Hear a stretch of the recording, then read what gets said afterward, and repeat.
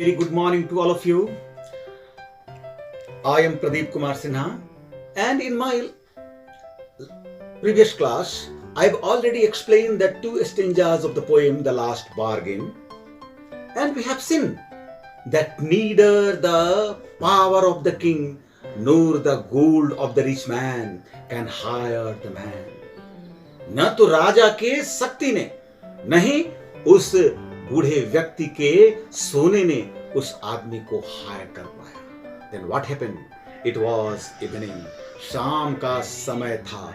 The hedges round the garden were laden with flowers.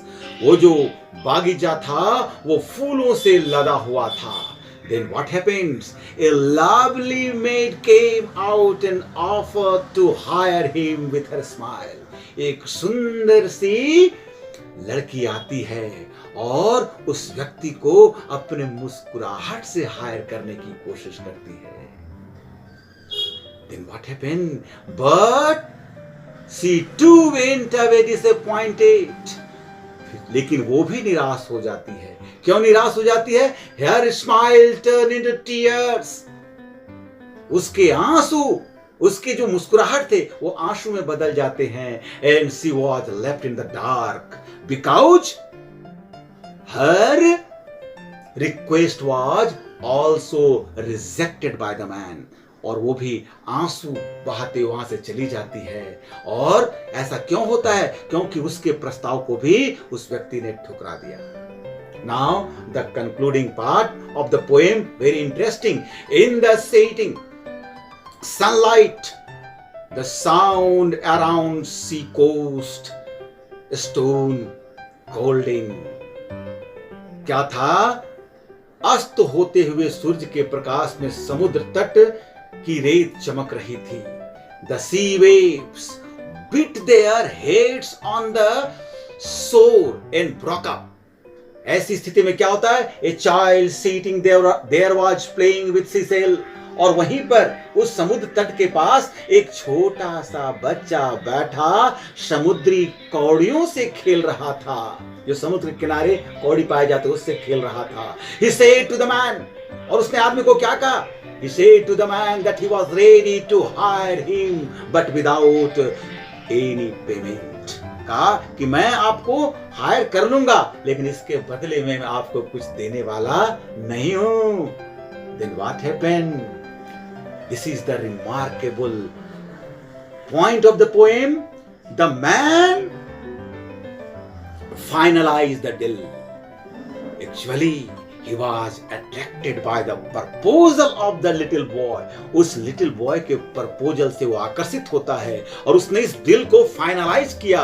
और उसने क्या किया? He joined the child in his game. और child के साथ, उस बच्चे के साथ उस गेम में शामिल हो गया. And since then he felt like a free man. और उस समय से वो एक आजाद व्यक्ति की तरह महसूस करने लगा. Now open the book. Now the third stanza of the poem the last bargain. It was evening. The garden hedge was all aflower. ये शाम का समय था और बाग के बाड़े में फूल खिला हुआ था. The fair maid came out and said, fair सुंदर चार्मिंग, एंड मेड गर्ल सुंदर लड़की आती और कहती है, I will hire you with a smile, कि मैं अपनी मुस्कुराहट से तुम्हें खरीद लूंगी. But what happened? Her smile pale and melted into tears. उसकी जो मुस्कुराहट थी वो फीकी पड़ गई और उसकी आंसुओं में वो बदल गई. And she went back alone into the dark. और वह भी अकेली अंधेरी में चली गई. The reality was that the proposal of the beautiful girl was rejected by the man. वास्तव में उसके प्रस्ताव को भी अस्वीकार कर दिया गया था. Now the fourth stanza. The sun glistered on the sand. Glistered soon चमक रहा था. तो सूर्य पर चमक रहा था. and the sea waves broke waywardly, और सागर की लहरें इधर उधर बिखर रही थी. A child sat playing with sails, और क्या था, एक छोटा सा बच्चा जो है वो वहां पर बैठ करके कौड़ियों से खेल रहा था.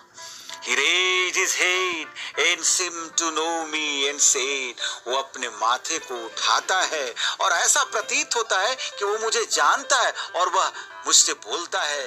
क्या बोलता है? I hire you with nothing, मैं तुमको बिना पारिश्रमिक के नौकरी पर रख लूंगा.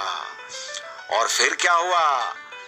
From henceforward that bargain struck in child's play made me a free man, और मैंने उस बच्चे के प्रपोजल को स्वीकार कर लिया और हमारा सौदा हो गया और मैं उस बच्चे के साथ खेलने लगा और मैं स्वयं को आजाद व्यक्ति कर लिया. In this way we have seen that the man was ultimately hired by the little child. So I think you have understood the poem and now you have to do the question answer of this poem. Thank you.